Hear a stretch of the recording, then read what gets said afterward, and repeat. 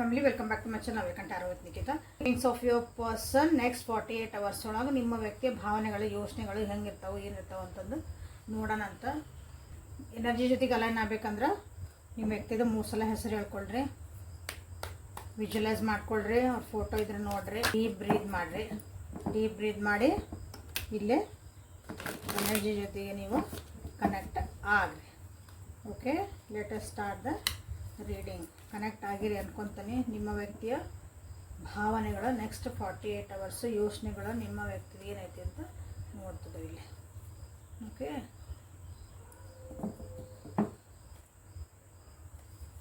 So fool in reverse, 4 of Pentacles in reverse, 4 of Swords in reverse, Ace of Cups in reverse, Knight of Swords upright. Okay, 7 of Swords upright. So ನಿಮ್ಮ ವ್ಯಕ್ತಿ 5 of Swords ಇಲ್ಲಿ ಬಂದೈತಿ. Okay, so next 48 hours ಒಳಗೆ ನಿಮ್ಮ ವ್ಯಕ್ತಿ ನಿಮ್ಗೆ ಏನಾದರೂ ಒಂದು ಮ್ಯಾನಿಪ್ಯುಲೇಷನ್ ಮಾಡೋಕೆ ಟ್ರೈ ಮಾಡ್ಬೋದು ನೋಡ್ರಿ. ಮ್ಯಾನಿಪ್ಯುಲೇಷನ್ ಮಾಡೋಕ್ಕಂತಂದ್ರೆ ಅವ್ರ ಕೆಲಸ ಮಾಡ್ಕೋಬೇಕಂದಾಗ ನಿಮ್ಮನ್ನ ಏನೋ ಒಂಥರ ಮೈಂಡ್ ವಾಶ್ ಮಾಡ್ಬೋದು, ನಿಮಗೇನೋ ಹೇಳ್ಬೋದು, ಬ್ಲ್ಯಾಕ್ ಅಂದರೆ ಎಮೋಷನಲ್ ಬ್ಲ್ಯಾಕ್ ಮೇಲ್ ಮಾಡ್ಬೋದು. ಆ ರೀತಿ ಮಾಡುವಂಥ ಎನರ್ಜಿ ಇಲ್ಲೇ ಕಾಣ್ತಾ ಐತಿ ನೆಕ್ಸ್ಟ್ 48 hours ಒಳಗೆ. ಓಕೆ, ಮಾಡೋದು ಅಂಥದ್ದೊಂದಿಲ್ಲೇ ಎನರ್ಜಿ ಕಾಣ್ತಾ ಐತಿ ನೆಕ್ಸ್ಟ್ 48 hours ಒಳಗೆ. ಓಕೆ, ಸೊ ಇಲ್ಲೊಂದು ವಿಶ್ವಾಸ ಕಮ್ಮಿ ಆಯಿತು ಅನ್ಕೋಬೋದು, ಅಥವಾ ಇಲ್ಲಿ ನಾವೇನು ಹೋಪ್ಸ್ ಇಟ್ಕೊಳಕ್ಕೆ ಆಗಂಗಿಲ್ಲ ಅಂತ ಅನ್ಕೋಬೋದು. ಆ ರೀತಿ ಅಂತ ಒಂದು ಎನರ್ಜಿ ನಿಮ್ಮ ವ್ಯಕ್ತಿ ಕಡೆಯಿಂದ ನಿಮಗಿಲ್ಲೇ ಕಾಣ್ತಾ ಐತೆ. ಓಕೆ, ಪ್ರೀತಿನೂ ಕಮ್ಮಿ ಆಯಿತು ಅಂತ ಅನ್ನಿಸ್ಬೋದು, ಬೇಜಾರು ಆಕತಿ ಅಂತ 100 ಹೇಳಿದ್ನ ಆಗಲ್ಲೇ. ಸೊ ಇಲ್ಲಿ ನೀವು ಅನ್ಕೋಬೋದು ನಮ್ದು ಇದು ನೆಕ್ಸ್ಟ್ 48 hours ಒಳಗೆ ನಿಮ್ಮದು ಒಂದು ಎನರ್ಜಿ ಬ್ರೇಕಪ್ಪಿನ ಮಟನೂ ಹೋಗತನ, ಬೇಡ ಅಂತ ನಾವು ಇಬ್ಬರು ಬಿಟ್ಕೊಂಡು ಹೋಗ್ಯವನ ಅನ್ನೋವರೆಗೂ ನಿಮ್ದಿಲ್ಲೇ ಬರ್ತೈತಿ. ಹೌದಿಲ್ಲ ನೋಡ್ರಿ. ದುಂದು ವೆಚ್ಚ ಅಂದ್ರೆ ಅನ್ನೆಸರಿ ಪರ್ಚೇಸಿಂಗ್ ಮಾಡ್ಕೋಬೋದು, ಅದು ನಿಮ್ಮ ಮನಸ್ಸಿಗೆ ನೋವು ಕೊಡ್ಬೋದು. ಬಿಗ್ ಚೇಂಜಸ್ ಬರ್ತದವು ನೆಕ್ಸ್ಟ್ 48 hours ಒಳಗೆ. ಓಕೆ, ದೂರ ಆಗೋ ಚಾನ್ಸಸ್ ಅದಾವು, ಅಂದರೆ ಎಲ್ಲ ದೂರ ಹೋಗ್ಬೋದು. ದೂರ ಹಾಕಿರಂದ್ರೆ ಎಲ್ಲ ಊರಿಗೆ ಹೋಗಿ ಬರ್ತಾನೆ ಅಂತ ಹೋಗ್ಬೋದು, ಯಾವುದೋ ಕೆಲಸದ ಮೇಲೆ ಹೋಗ್ತಾನೆ ಅಂತ ಹೋಗ್ಬೋದು. ಹಿಂಗೆ ನೀವು ದೂರನೂ ಡಿಸ್ಟೆನ್ಸ್ ಕಾಣ್ತಾ ಐತಿಲ್ಲ ನೆಕ್ಸ್ಟ್ 48 hours ಒಳಗೆ. ಸೊ ಇಲ್ಲಿ ನೀವೇನಂದ್ರೆ ಏಜೆನ್ಸಿ ಅಂದರೆ ಅವರು ಸ್ವಲ್ಪ ಅಲಕ್ಷ್ಯತನ ತೋರಿಸ್ತಾರೆ, ನಿಮ್ಮ ಜೊತೆಗೆ ಅಷ್ಟೊಂದು ಚೆನ್ನಾಗಿ ಮಾತಾಡಲ್ಲ. ಅದಕ್ಕೆ ನೀವು ರೆಡಿ ಇರ್ರಿ, ಯಾಕಂದರೆ ನೆಕ್ಸ್ಟ್ 48 hours ಎನರ್ಜಿ ಇದೆ. ಓಕೆ, ಅಷ್ಟು ಹೇಳ್ತಿರೋದು ಇದು ಪರ್ಮನೆಂಟ್ ಅಲ್ಲ. 48 hours ಅಂದರೆ 48 hours. ಸೊ ಅಷ್ಟೊಂದು ವರಿ ಮಾಡ್ಕೊಳಕ್ಕೆ ಹೋಗ್ಬಾರ್ದು. ಸೊ ನೀವು ಅದಕ್ಕೆ ತಿಳ್ಕೊಂಡು ನೀವು ಅದನ್ನು ಸುಧಾರಿಸ್ಕೊಳ್ರಿ. ಅವರು ಎಮೋಷನಲ್ ಬ್ಲ್ಯಾಕ್ ಮೇಲ್ ಮಾಡೋಕ್ಕೆ ಬರ್ತಾರೆ, ಏನೋ ಹೇಳೋಕ್ಕೆ ಬರ್ತಾರೆ ನಿಮ್ಗೆ ಅಂದಾಗ ಅದನ್ನು ಹೆಂಗೆ ಹ್ಯಾಂಡಲ್ ಮಾಡಬೇಕಂತ ನೀವು ಇಲ್ಲೇ ಕಲಿಬೇಕು. ನಾ ಸೋತ್ ಹೋದೇನೋ ಜೀವನದಾಗ ಅಂತ ನನ್ನ ಅನ್ಸೋದು ಭಾಳ ಐತಿಲ್ಲ. ನನಗೆ ಯಾರೋ ಮೋಸ ಮಾಡ್ತಿದ್ದಾರನ, ಅದು ಎಸ್ಪೆಷಲಿ ನೀವೇ ಅವ್ರಿಗೇನೋ ಮೋಸ ಮಾಡ್ತಿದ್ದೀರನ, ಅಥವಾ ನಾನೇ ಮೋಸ ಹೋದ್ನ ಈ ವ್ಯಕ್ತಿಯಿಂದ ಅಂತ ಅನಿಸತ್ಲ, ಹಂಗೆ ಅನ್ನಿಸ್ತಾ ಐತಿಲ್ಲ. ಮೋಸ ಮಾಡೋದಿಲ್ಲ ಅಂದ್ರೆ ನಾ ಏನೋ ಸೋತ್ ಬಿಟ್ಟನ ಅನ್ನೋದಂತೂ 100% ಅನ್ನಿಸ್ತವೆ. ಕಲ್ಸ್ ಏನು ಹೇಳ್ತಾವೆ ನೋಡೋಣ. ನಿಮ್ಮನ್ನು ಬಿಟ್ಟಿರೋಕೆ ಆಗವಲ್ದವ್ರಿ ನಿಮ್ಮ ವ್ಯಕ್ತಿಗೆ. ಬಟ್ ನಿಮ್ಮ ಜೊತೆಗೆ ಹೆಂಗನ್ನೆಲ್ಲ ಕೆಲವೊಂದು ವಿಷಯಗಳನ್ನ ಹೆಂಗೆ ಫಿಕ್ಸ್ ಮಾಡ್ಕೋಬೇಕಂತನೋ ಇಷ್ಟಕ್ಕಂದ್ರೆ ನೆಗೆಟಿವಿಟಿ ಅವ್ರಿಗೆ ಬರ್ತಾ ಐತಿ, ಇಲ್ಲಿ ಏನೇನೋ ಡೌಟ್ ಬರ್ತಾ ಇದಾವು. ನಿಮ್ಮನ್ನು ಹ್ಯಾಂಡಲ್ ಮಾಡೋಕೆ ಆಗವಲ್ದವರಿಗೆ, ನಿಮ್ಮನ್ನು ಅರ್ಥ ಮಾಡ್ಕೊಳಕ್ಕೂ ಆಗವಲ್ದು, ಕಿರಿಕಿರಿನ ಆಗ್ತೈತಿ.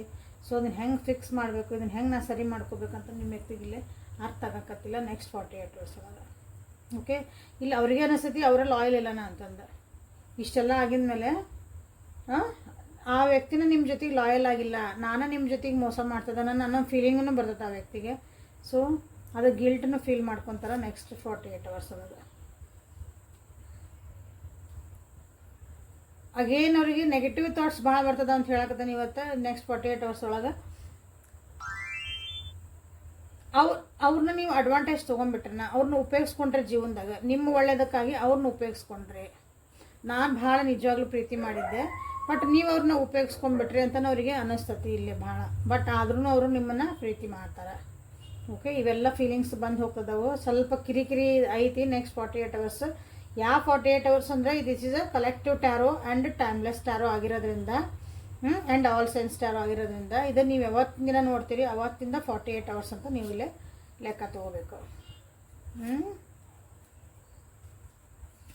ನಿಮ್ಮ ಒಂದು ಕಿರಿಕಿರಿಗಳು, ನಿಮ್ಮ ಒಂದು ಕ್ವಶನ್ ಆನ್ಸರ್ಗಳು, ನೀವು ಜಗಳ ಮಾಡೋದು, ನೀವು ಒಳ್ಳೇದಕ್ಕೆ ಮಾಡ್ತಿರೋ ಕೆಟ್ಟದಕ್ಕೆ ಮಾಡ್ತಿರೋ, ಬಟ್ ಆ ವ್ಯಕ್ತಿಗೆ ಅನಿಸ್ತೈತಿ ಅದೇ ನಮ್ಮ ರಿಲೇಷನ್ಶಿಪ್ಪಿಗೆ ನಮ್ಮ ಸಪ್ರೇಷನ್ನಿಗೆ ಕಾರಣ, ನಮ್ಮಿಬ್ಬರ ಮಧ್ಯೆ ಕಿರಿಕಿರಿ ಮಾಡ್ಕೊಳಕ್ಕೆ ಇದೇ ಕಾರಣ ಅಂತ ಅವ್ರಿಗೆ ಅನಿಸ್ತೈತಿ. ನಿಮ್ಮ ಜಗಳ ಅದು ನೀವೇನಕ್ಕೆ ಒಂದು ಕ್ವಶನ್ ಆನ್ಸರ್ ಕೇಳ್ತೀರಿ, ಒಂದು ಕ್ಲಾರಿಫಿಕೇಶನ್ ನೀವು ಕೇಳ್ತೀರಿ, ಬಟ್ ಆ ವ್ಯಕ್ತಿಗದ ಜಗಳ ಅಂತ ಅನಿಸುತ್ತೆ. ಇಲ್ಲಿ ಹೇಳಿದೆ ಹೀಲಿಂಗ್ ಎನರ್ಜಿ ಬೇಕು, ನನ್ನ ಪಡಿ ನಾನು ಬಿಡು ಅಂತ ಅವ್ರಿಗೆ ಅನಿಸ್ತದೆ. ಯಾಕಂದ್ರೆ ನಿನ್ನ ಹರ್ಟ್ ಮಾಡೋಕೆ ನನಗೆ ಇಷ್ಟ ಇಲ್ಲ ಅವ್ರು ಅನ್ಕೊತಾರೆ. ನಿಮ್ಮನ್ನ ಹರ್ಟ್ ಮಾಡಬಾರ್ದು ಅಂದ್ರೆ ನಾ ಸುಮ್ಮನೆ ಇರ್ಬೇಕಂತ ಅವ್ರು ಅನ್ಕೊತಾರೆ. ಆ್ಯಕ್ಚುಲಿ ಅಲ್ಲಿ ಏನು ಬೇಕಾಗಿರೋದಂದ್ರೆ ನೀವು ಕೇಳ್ತಿರಂತ ಒಂದು ಕ್ವಶನ್ನಿಗೆ ಅಥವಾ ನೀವು ಒಂದು ಕ್ಲಾರಿಫಿಕೇಶನ್ ಕೇಳ್ತಿದ್ದೀರಿ, ಇದಕ್ಕೊಂದು ಸ್ಪಷ್ಟೀಕರಣ ಕೊಡ್ರಿ ಅಂತ ಕೇಳ್ತಿದ್ದೀರಿ, ಅದನ್ನು ಸ್ಪಷ್ಟ ಮಾಡಿಬಿಟ್ರೆ ಮುಗಿದು ಹೋಗತ್ತೆ. ಬಟ್ ಅದಕ್ಕೆ ಅವ್ರು ರೆಡಿ ಇಲ್ಲ.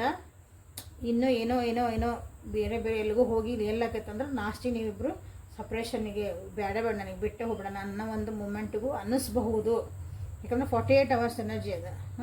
ಸೊ ಅನ್ನಿಸ್ತತಿ. ಸೊ ಹೇಳಿದೆಲೆ ನೀವು ದೂರ ಎಲ್ಲ ಊರಿಗೂ ಬರ್ತೇನೆ, ಒಂದಿಷ್ಟು ದಿನ ಎಲ್ಲಿಗೂ ಹೋಗಿ ಬರ್ತೇನೆ, ನಾನು ಮಾತಾಡ್ಸ್ಬಿಡೋಣ ಅಂತ ಒಂದು ಎನರ್ಜಿನ ಇಲ್ಲಿ ಕಾಣ್ತಾ ಐತಿ. ಅವ್ರಿಗೆ ಅನಿಸ್ತತಿ ಪ್ರತಿ ಸಲ ಅವ್ರು ಈಗೋ ನೀವು ಹರ್ಟ್ ಮಾಡ್ತೀರಿ, ಪ್ರತಿ ಸಲ ಅವ್ರದ್ದೊಂದು ಪ್ರೈಡ್ ಅಂತ ಹೇಳ್ತೀವಲ್ಲ ನಾವು, ಪ್ರತಿಷ್ಠೆ, ಅದನ್ನು ಕೂಗ್ತೀರಿ, ಅದನ್ನು ಚೂಸ್ತೀರಿ, ಅದನ್ನು ಏನೋ ಹರ್ಟ್ ಮಾಡ್ತೀರಿ, ಪ್ರತಿ ಸಲ ಅದನ್ನು ಕೆದಕ್ತೀರಿ. ನೀವೇನೋ ಒಂದು ಕ್ವಶನ್ ಏನೋ ಒಂದು ಕೇಳ್ತೀರಿ, ನೀ ಹಿಂಗ್ಯಾಕೆ ಮಾಡಿದಿ ಅಂದ್ರೆ ನಿಂಗೆ ಎಷ್ಟು ಸಲ ಹೇಳ್ತಾನೆ ಬರೀ ಇದನ್ನ ಮಾಡ್ತೀನೋ, ನಿನಗೆ ಅರ್ಥ ಆಗಲ್ಲನ, ನಿನ್ನ ಬುದ್ಧಿನ ಹಿಂಗನ, ನೀನು ಹಿಂಗೆ ಬೆಳೆದು ಬಂದಿಯನ, ನಿನಗೆ ಅದನ್ನ ಹೇಳ್ಕೊಟ್ಟಾರನ, ಹೀಗೆಲ್ಲ ಅಂದ್ಕೊಳ್ಳಿ ಅವರು ಈಗೋ ಹರ್ಟ್ ಆಕತಿ.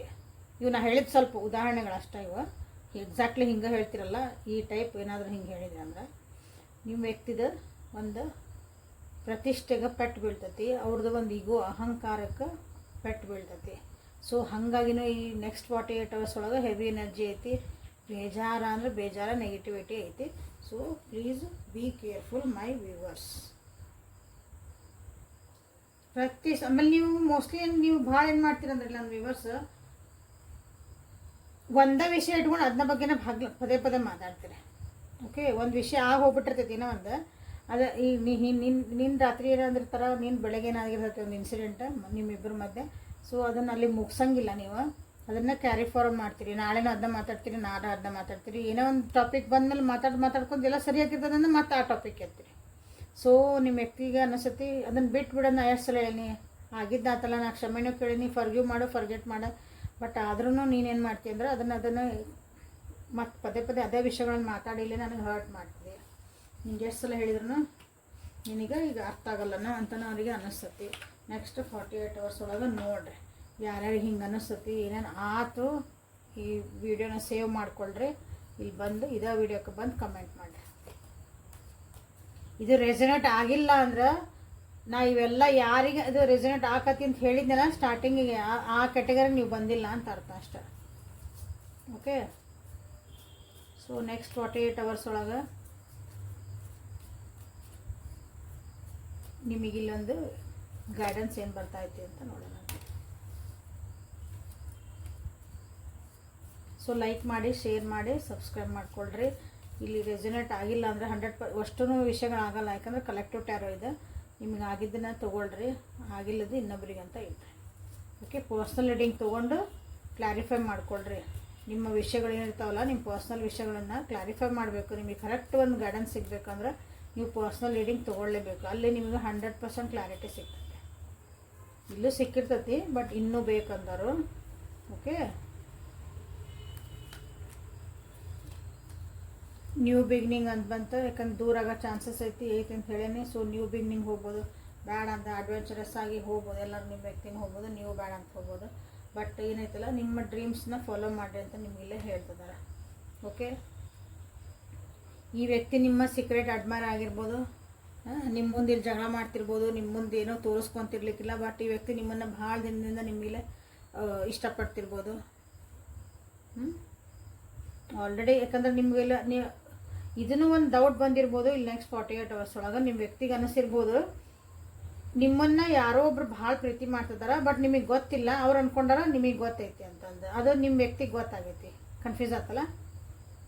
ನಿಮ್ಮನ್ನು ಯಾರೋ ಇಷ್ಟಪಡ್ತದಾರಲ್ಲ, ನಿಮಗೆ ಗೊತ್ತಿಲ್ಲ ಯಾರು ಇಷ್ಟಪಡ್ತಿದಾರ ಅಂತಂದು, ನಿಮ್ಮ ವ್ಯಕ್ತಿಗೆ ಅದು ಗೊತ್ತಾಗೈತಿ.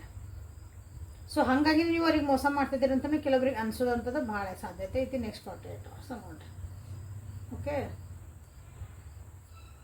ಸೊ ಇದೊಂದು ರಿಲೇಷನ್ಶಿಪ್ನ ನೀವು ಭಾಳ ಪವಿತ್ರವಾಗಿ ತೊಗೊಂಡು ಅದನ್ನು ಒಂದು ಕಾಪಾಡ್ಕೊಳೋ ಅಂಥ ಒಂದು ಪರಿಸ್ಥಿತಿ ನೆಕ್ಸ್ಟ್ 40 ಇಯರ್ಸ್ ಒಳಗೆ ಐತಿ. ಸೊ ಯಾಕಂದ್ರೆ ಕಿರಿಕಿರಿಗಳು ಭಾಳ ಅದಾವು, ಇಲ್ಲೇ ನಂಬಿಕೆನ ಕಳ್ಕೊಬೇಡ್ರಿ. Transformation also needed. ಈ ರಿಲೇಷನ್ಶಿಪ್ ಒಳಗೆ ಟ್ರಾನ್ಸ್ಫಾರ್ಮೇಷನ್ ಬೇಕು, ಪರಿವರ್ತನೆಗಳು ಬೇಕು. ನೀವು ಸ್ವಲ್ಪ ಚೇಂಜ್ ಆಗಬೇಕು, ಅವರು ಸ್ವಲ್ಪ ಚೇಂಜ್ ಆಗಬೇಕು, ಹೊಂದಾಣಿಕೆ ಮಾಡ್ಕೋಬೇಕು, ಅಂಡರ್ಸ್ಟ್ಯಾಂಡಿಂಗ್ ಬರೆಸ್ಕೋಬೇಕು. ಓಕೆ, ಯಾಕಂದ್ರೆ ಪ್ರೀತಿ ಮಾಡ್ತಾನೆ ಅಂದರೆ ಕಂಟ್ರೋಲ್ ಮಾಡ್ಕೊಳೋದಲ್ಲ. ಯಾರು ಹೆಂಗದಾರ ಹಂಗೆ ಆಕ್ಸೆಪ್ಟ್ ಮಾಡ್ಕೊಳೋದು. ನಿನ್ನ ಖುಷಿ ಒಳಗೆ ನನ್ನ ಖುಷಿ, ನನ್ನ ಖುಷಿ ಒಳಗೆ ನಿನ್ನ ಖುಷಿ ಅಂತ ಯಾರು ಅನ್ಕೊತಾರೆ, ಒಬ್ರಿಗೊಬ್ರು ಪೂರಕವಾಗಿರ್ತಾರೆ. That becomes a wonderful relationship. ಇಲ್ಲೇ ಅದನ್ನು ನೀವು ಅಳವಡಿಸ್ಕೋಬೇಕಾಗತ್ತೆ ಅಂತ ನಿಮಗಿಲ್ಲೇ ಹೇಳ್ತಿದ್ದಾರೆ. ಈ ವಿಷಯ ಒಳಗೆ ಕೆಲವೊಂದು ಸಲ ನಮ್ಮ ಕೈಯಾಗ ಏನು ಇರೋಂಗಿಲ್ಲಲ್ಲ, ನಾವು ಏನು ಮಾಡಬೇಕು ಇಂಥ ಪರಿಸ್ಥಿತಿ ನಿಮಗಿಲ್ಲೇ ಗೊತ್ತಾಗಲ್ಲ. ಅಂಥ ಹೊತ್ತಿನಾಗ ನೀವು ಏನು ಮಾಡ್ಬೇಕಂದ್ರೆ ಜಸ್ಟ್ ಸರೆಂಡರ್ ಆಗ್ರಿ. ಅದು ಏನು ಬಂತು ಅಥವಾ ಆ ಮೂಮೆಂಟ ನಿಮ್ಮ ಮನಸ್ಸಿಗೆ ಏನು ಅನ್ನಿಸ್ತದೋ, ನಿಮ್ಮ ಇಂಟ್ಯೂಷನ್ಸ್ ಏನು ಹೇಳ್ತದವ ಅದನ್ನು ನೀವು ಇಲ್ಲೇ ಕೇಳ್ರಿ ಅಂತ ನಿಮ್ಗೆ ಹೇಳ್ತಿದ್ದಾರೆ. ಯಾಕಂದ್ರೆ ಮನಸ್ಸು ಯಾವಾಗಲೂ ಕರೆಕ್ಟ್ ನಿಮಗೆ ದಾರಿ ತೋರಿಸುತ್ತೆ ಅಂತ ಇಲ್ಲಿ ಹೇಳ್ತಿದ್ದಾರೆ. ಓಕೆ, ಇಲ್ಲಿ ಭಾಳ ಜನರಿಗೆ ನ್ಯೂ ಬಿಗ್ನಿಂಗು ಸ್ಟಾರ್ಟ್ ಆಗ್ತದವು. ನ್ಯೂ ಬಿಗ್ನಿಂಗ್ ಅಂದರೆ ರಿಲೇಷನ್ಶಿಪ್ನೂ ಇರ್ಬೋದು, ಅಥವಾ ನಿಮ್ಮ ಜೀವನದೊಳಗೆ ನನಗೆ ಯಾವ ರಿಲೇಷನ್ಶಿಪ್ಪು ಬೇಕಾಗಿಲ್ಲ, ನಾನು ಹೊಸದಾಗಿ ನಂದು ಜಾಬಿಗೆ ಹುಡ್ಕಾಕತ್ತಿದ್ದೆ, ನಾನು ಇನ್ನೊಂದಿನ ಮಾಡಾಕತ್ತಿದ್ದೆ, ಸೊ ನಾನು ಹೊಸದಾಗಿ ನನ್ನ ಜೀವನ ಸ್ಟಾರ್ಟ್ ಮಾಡ್ಕೊತೀನಿ, ಹೊಸ ವಿಷಯ ಕಡೆ ನಾನು ಗಮನ ಕೊಟ್ಕೊತೀನಿ ಅಂತ ನಿಮಗೆ ಅನ್ನಿಸ್ಬೋದು ನೆಕ್ಸ್ಟ್ 48 hours ಒಳಗೆ. So this is a heavy energy. So ಶ್ರೀಶಾಮ್ಜಿನ ನೆನೆಸ್ರಿ, ಭೈರವಿ ನೆನೆಸಿ ನನಗಿಲ್ಲೇ ಕ್ಲೇಮ್ ಮಾಡ್ಕೊರಿ ಎನರ್ಜಿನ. ಸೊ ಇಲ್ಲಿ ಮುಗಿಸ್ತಾನೆ, ಇದು ಭಾಳ ಹೆವಿ ಐತಿ ಇವತ್ತು energy. Thank you for being with me. Awaken tarot with Nikhita. ನಾಳೆ ಮತ್ತು ಹೊಸ ರೀಡಿಂಗ್ ಜೊತೆಗೆ ನಿಮ್ಮ ಬೆಟ್ಟಕ್ಕನೆ. ಅಲ್ಲಿವರೆಗೂ take care of yourself and be happy always. God bless you all. Like, share and subscribe.